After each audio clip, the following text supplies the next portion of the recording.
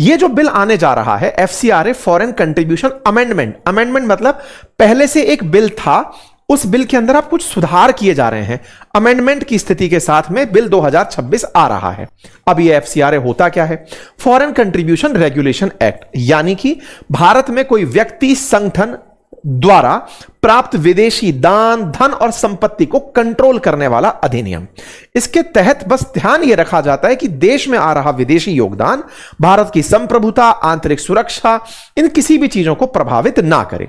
FCRA act का जो असल उद्देश्य है वो यही कि विदेशी धन तो आए लेकिन उसमें प्रॉपर ट्रांसपेरेंसी हो, देश की सॉवरेनिटी का यानी संप्रभुता का उसमें ख्याल हो और डेमोक्रेटिक तरीके से अकाउंटेबिलिटी लाई जाए। अब ये विदेशी चंदा आता कहां से है, होता क्या है? तो कई बार विदेशों की सरकारें, विदेशी कंपनियां, विदेशी कई ट्रस्ट, अंतरराष्ट्रीय संगठन, विदेश में रहने वाले किसी व्यक्ति वो अपना पैसा, सामान या सिक्योरिटी आर्थिक सहायता के रूप में जब डोनेट कर रहे होते हैं तो उसे विदेशी अंशदान कहते हैं। इसके तहत कौन कौन ले सकता है पैसा? तो उसमें एनजीओज ले सकते हैं, ट्रस्ट ले सकते हैं, कुछ सोसाइटी या सेक्शन 8 में अधीन कंपनीज ले सकती हैं, धार्मिक या चैरिटेबल संस्थाएं ले सकती हैं, कुछ शैक्षणिक संस्थाएं ले सकती हैं, सामाजिक और सांस्कृतिक संगठन ले सकते हैं। और वो जब रजिस्ट्रेशन ले लेते हैं, क्योंकि विदेशी फंड लेने के लिए आपको भारत सरकार के पास पहले रजिस्ट्रेशन कराना होता है और वो रजिस्ट्रेशन 5 साल के लिए ही वैलिड होता है कि साहब मैं 5 साल के लिए ये आपसे रजिस्ट्रेशन कि साहब मैं आपको बता रहा हूं कि मैं फला फला जगह से फंडिंग ले रहा हूं या फिर मैं विदेशी फंडिंग लेना चाहता हूं, ये मेरी डिटेल्स हैं, आप इन्हें चेक कर सकते हैं। इसके लिए बाकायदा सरकार ने बीच बीच में कई सुधार किए हैं, जैसे इन सभी जितनी भी एनजीओ ट्रस्ट जो विदेशी फंडिंग लेते हैं इनको दिल्ली के अंदर ही एसबीआई में एक अकाउंट खोलना मैंडेटरी है कि आप एसबीआई के अंदर अकाउंट खुलवाएंगे, ठीक है। एनीवे, तो फिर ये वाली चीज 5 साल में मैंडेटरी होता है। अब कौन नहीं ले सकता? तो उसमें कोई सांसद या विधायक फंडिंग नहीं ले सकता, चुनाव लड़ने वाला कोई उम्मीदवार नहीं ले सकता, कोई राजनीतिक दल नहीं ले सकता, कोई न्यायाधीश नहीं ले सकता, सरकारी कर्मचारी नहीं ले सकता, चुनाव आयुक्त नहीं ले सकता, इवन समाचार या न्यूज चैनल्स जो चल रहे हैं या करंट अफेयर्स की जो जानकारी दे रहे हैं उसके भी मालिक या संपादक वो भी इस तरह का पैसा नहीं ले सकते। क्यों नहीं ले सकते? क्योंकि हो सकता है कि आपको फंडिंग देकर के देश में माहौल बदलने का प्रयास करवाया जा रहा हो। तो सरकार अब क्या लेकर आ रही है? तो देखो साहब, ये जो कानून है ना जिसके बारे में आप बात कर रहे हैं, ये 1976 में आया था, लेकिन इस कानून में अब जो परिवर्तन 2026 में आ रहा है, मतलब कि लगभग 50 साल बाद जो परिवर्तन आ रहा है, इसमें कुछ नए फ्रेमवर्क जोड़े जा रहे हैं। आसान भाषा में कहूं तो 3 बड़ी चीजें इस बार सरकार लेकर आ रही है। नंबर 1 कि आप 5 साल बाद अगर अपना रिन्यू नहीं करवा पाए रजिस्ट्रेशन, तो ऐसे में जो एसेट बनाए हैं, जो संपत्ति बनाई है आपने इस धन से, वो किसी डेजिग्नेटेड अथॉरिटी को दे दी जाएंगी। आसान भाषा में और कहूं तो आपने अगर फंडिंग से कोई बहुत बड़ा अस्पताल बना लिया या कोई आपने मंदिर बना लिया या चर्च बना ली या कोई भी आपने समाज कल्याण के लिए चीज बनाई, अगर आपने उस फंडिंग का ब्यौरा नहीं दिया, अगले 5 साल में अपडेट नहीं कराया, तो वो उठ करके डेजिग्नेटेड अथॉरिटी जो सरकार ने बनाई होगी अकॉर्डिंग टू लॉ, उसके अधीन चला जाएगा।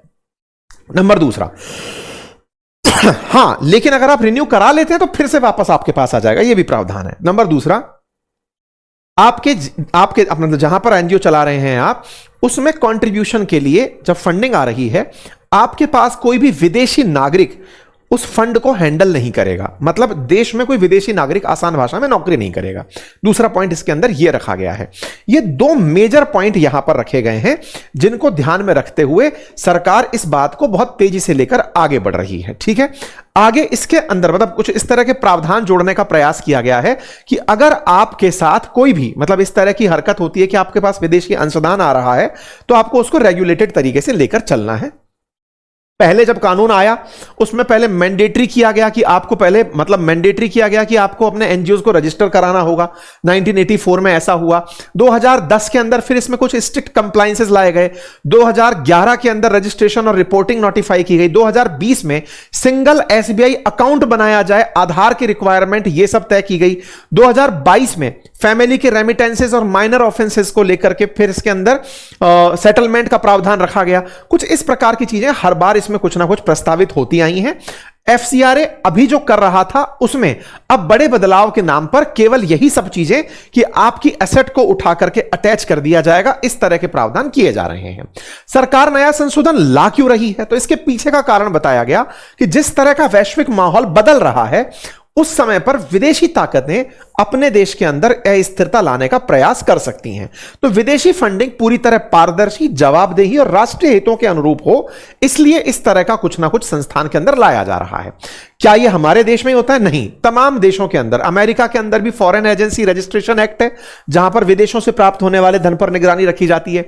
ब्रिटेन के अंदर भी फॉरेन इन्फ्लुएंस रजिस्ट्रेशन स्कीम है, यूरोपियन यूनियन के अंदर भी है। तो हर देश के अंदर अपने अपने मानक हैं कि विदेशी कंट्रीब्यूशन को कैसे चेक करना है। यह बात ज्यादा हाईलाइट इसलिए हुई जब ट्रंप ने यह कहा कि हम भारत को इतना पैसा दे क्यों रहे हैं, किस बात के लिए। तो 2025 में इन्होंने यह कहा था कि यूएस एड, जो अमेरिका की सहायता है, is driving the radical left crazy and there is nothing they can do about it because the way in which the money has been spent, so much of it's fraudulently, the total unexplainable।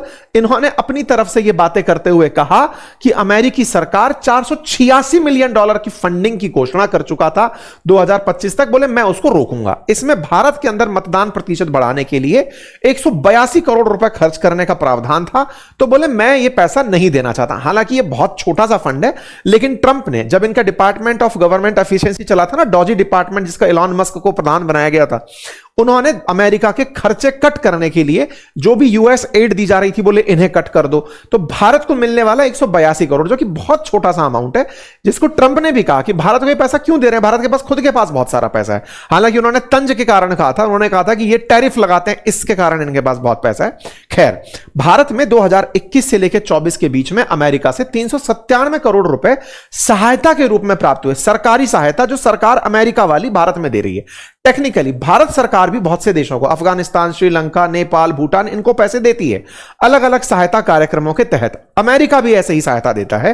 America से 397 करोड़ रुपए जो प्राप्त हुए, उनमें से major amount 255 crore रुपए जो the Tibet fund Dalai Lama central Tibetan relief committee, यानी तिब्बत वाले जो लोग हैं, उनके लिए था। ऐसे ही 26 करोड़ केयर इंडिया सॉल्यूशन के लिए, ऐसे ही 26 करोड़ पैलिडियम इंटरनेशनल के लिए, 28 करोड़ प्रथम एजुकेशन फाउंडेशन के लिए, 18 करोड़ रूम टू रीड नाम के एनजीओ के लिए, 16 crore council on energy and environment water के लिए था। मतलब अमेरिका ने बीते 5-4 सालों में 2021 से 24 के बीच में जो फंड दिया, उसमें से मेजर तिब्बतन लोगों के लिए था। इसमें चुनाव के लिए पैसा नहीं था, लेकिन ट्रंप है जो कुछ भी बोल जाते हैं। अगर हम और पीछे चलकर देखें, 2001 से लेकर अब तक तो अमेरिका ने देश में 29,000 करोड़ रुपए भारत में खर्च किए हैं, $2.9 बिलियन। ठीक है, अब ये हाँ, तो 2.9 बिलियन डॉलर इन लोगों ने खर्च किए हैं। आसान भाषा में कैलकुलेशन में 29,000 करोड़ के आसपास खर्चा किया है। और ये जो खर्चा इनका हुआ है, ये अलग अलग सरकारों में, जैसे यूपीए सरकार के समय पर बढ़ करके ज्यादा हो गया था, $172 मिलियन चला गया था। एनडीए गवर्नमेंट के टाइम पर नीचे आ गया, फिर 2021 के अंदर ये बढ़कर के एनडीए सरकार के समय पर $228 मिलियन तक पहुंच गया था। अभी रिसेंटली 2024 में $152 मिलियन के आसपास फंडिंग चली गई थी। ये जो फंडिंग भारत में देते हैं, उसमें हेल्थ एंड पॉपुलेशन पर सबसे ज्यादा खर्चा 1.6 बिलियन डॉलर, यानी 16,000 करोड़ के आसपास खर्चा होता है। ये इनकी जो सारी की सारी मैं आपको ये बता रहा हूं, जानकारी दे रहा हूं, ये भारत सरकार ने जब ट्रंप का बयान आया तो यूएस की एम्बेसी से जवाब मांगा कि भाई हमें बताओ कि आप हमारे देश में कहां पैसा खर्च कर रहे हो, हमें तो जानकारी हो। तब ये वहां से कुछ जानकारी निकल कर आई कि देश के अंदर जो अमेरिकी फंडिंग है वो कहां कहां खर्च होती है। कुल मिलाकर अगर इलेक्शन की बात हो तो 13 से 18 में $4,84,000 भारत के अंदर खर्च हुए इलेक्शन के दौरान, यह जानकारी निकल कर आई। और ऐसे ही गवर्नेंस के अंदर डेमोक्रेटिक पार्टिसिपेशन और सिविलाइजेशन के लिए $14 मिलियन अमेरिका ने खर्च किए। हालांकि ट्रंप बाद में अपने इसी बात से पलटे हुए भी दिखाई दिए कि नहीं नहीं, हम यूएस एड के नाम पर वोटर टर्नआउट नहीं करते। लेकिन साथियों, इसमें एक बहुत बड़ा आर्ग्यूमेंट और भी है, और वो आर्ग्यूमेंट क्या है वो मैं आपके सामने रखना चाहूंगा। आर्ग्यूमेंट ये है कि हमारे देश में फॉरेन कंट्रीब्यूशन के नाम पर पहले भी कुछ एनजीओज के ऊपर कार्रवाई हुई है। जैसे अगर आप 2011 में हुए कुडानकुलन परमाणु संयंत्र विरोध की चर्चा को कवर करते हैं तो आप पाएंगे कि सरकार ने कुछ विदेशी फंड प्राप्तकर्ता समूहों को इस कारण से जांचा था कि आप हमारे देश में रिएक्टर का विरोध कर रहे हैं विदेशी फंडिंग प्राप्त करके। ऐसे ही जैतापुर परमाणु परियोजना का विरोध हो, ग्रीन पीस नाम का एक एनजीओ था, उस पर आईबी को यह इनपुट मिले थे, खुफिया रिपोर्ट के आधार पर यह जानकारी हुई थी कि इनको फंडिंग मिली है भारत के अंदर कई प्रोजेक्ट्स के अंदर विरोध करने की।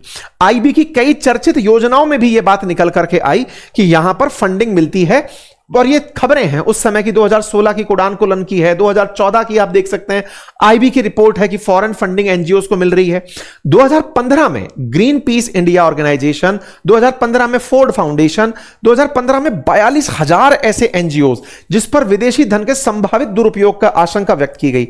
15-16 के अंदर लगभग 8800 एनजीओस, 2016 में लॉयर्स कलेक्टिव, 2016 में सबरांग ट्रस्ट तीस्ता सीतलवाड़ वाला, 2017 के अंदर कंपनसेशन इंटरनेशनल, ऐसे तमाम ऑर्गेनाइजेशन, 18-20 के अंदर एमनेस्टी इंटरनेशनल, 2020 के अंदर 2021 में ऑक्सफैम, ये तमाम वो ऑर्गेनाइजेशंस रहे जो देश में अपने आप फंड जो प्राप्त कर रहे थे, इनके फंडों को सरकार ने संदिग्ध माना कि आप इस फंड का उपयोग हमारे देश में कुछ दुरुपयोग कर रहे हैं। टेक्निकली ये कुछ ऐसे ऑर्गेनाइजेशंस भी थे जिनका जो फ्रंट फेस था, जैसे एमनेस्टी इंटरनेशनल देश में हो रही कोई भी मानवाधिकार की हनन की घटना है उसको कवर करता था।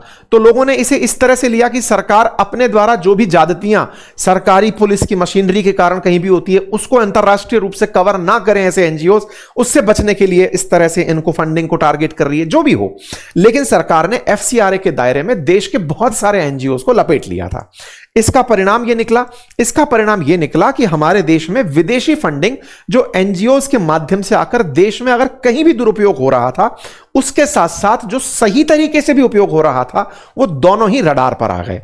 और इससे सही तरीके से जो फंड देश की सहायता के लिए आ रहे थे उन पर भी कहीं ना कहीं लगाम लगा। यही कारण था कि इसके ऊपर खूब विरोध होना शुरू हुआ। यह चर्चा तब हाईलाइट हुई जब मार्को रूबियो अभी 2 महीने पहले जब भारत यात्रा पर आए तो आते ही मदर टेरेसा जो ट्रस्ट है मिशनरी से मिलने वो कोलकाता पहुंचे। मतलब दिल्ली से पहले एक तरह से उनकी सरकारी मुलाकात से पहले मिशनरी से मुलाकात हुई। इस पर हमने उस समय भी जिक्र किया था और कहा था कि ये संदेश दे रहे हैं कि डरा रहे हैं कि ऐसा मत करना। ये बात पुख्ता हुई जब 2021 की बातें निकल कर आई कि सरकार ने इनको एफसीआरए जो वो था, मतलब इनका जो मिशनरीज का जो चैरिटी का रजिस्ट्रेशन था वो रिन्यू नहीं हुआ है। 2022 में निकल कर आया कि 5000 ऐसे एनजीओ हैं जिसमें मदर टेरेसा मिशनरी का नाम भी है, जिनका एफसीआरए लाइसेंस रद्द हो गया है। तो बोले ये अमेरिका जानबूझकर इन ट्रस्ट्स के माध्यम से ये दिखाना चाहता है, मिशनरीज के माध्यम से, ईसाई मिशनरीज के माध्यम से, कि हमें इनका हमारा संरक्षण है, इन्हें इनका ध्यान रखा जाए।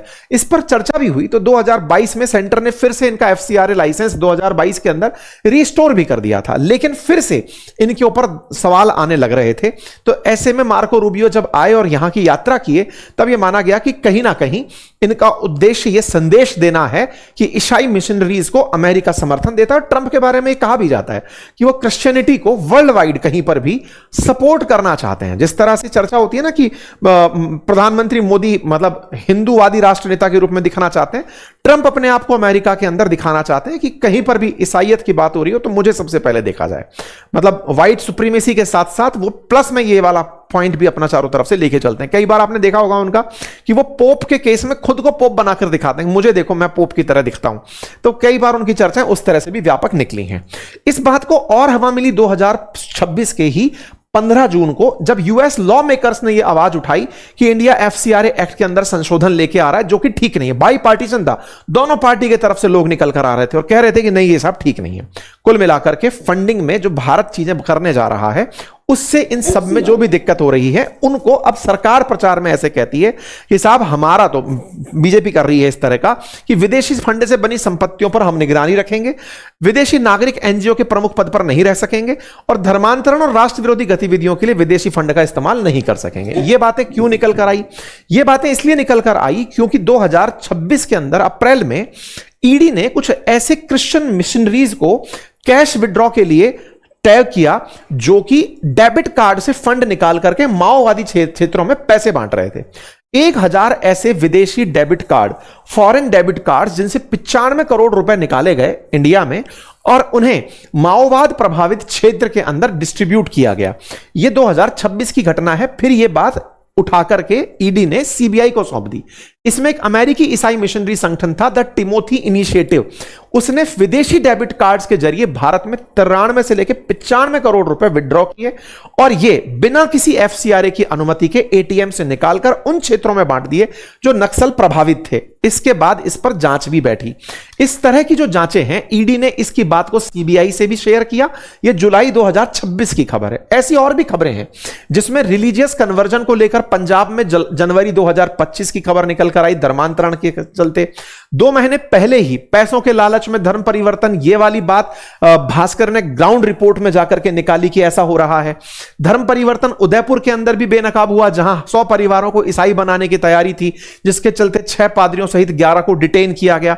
तो हमारे देश में धर्म परिवर्तन के नाम पर इस तरह से जो ईसाई मिशनरीज का इस्तेमाल हो रहा था, टेक्निकली उन्हें भी इससे टारगेट किया जा रहा है।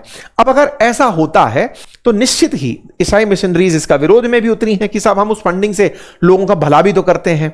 तो जो फंडिंग से भला होता है वो भला वर्सेस ये जो काम कर रहे हैं, इन दोनों की असल में बहस छिड़ी हुई है।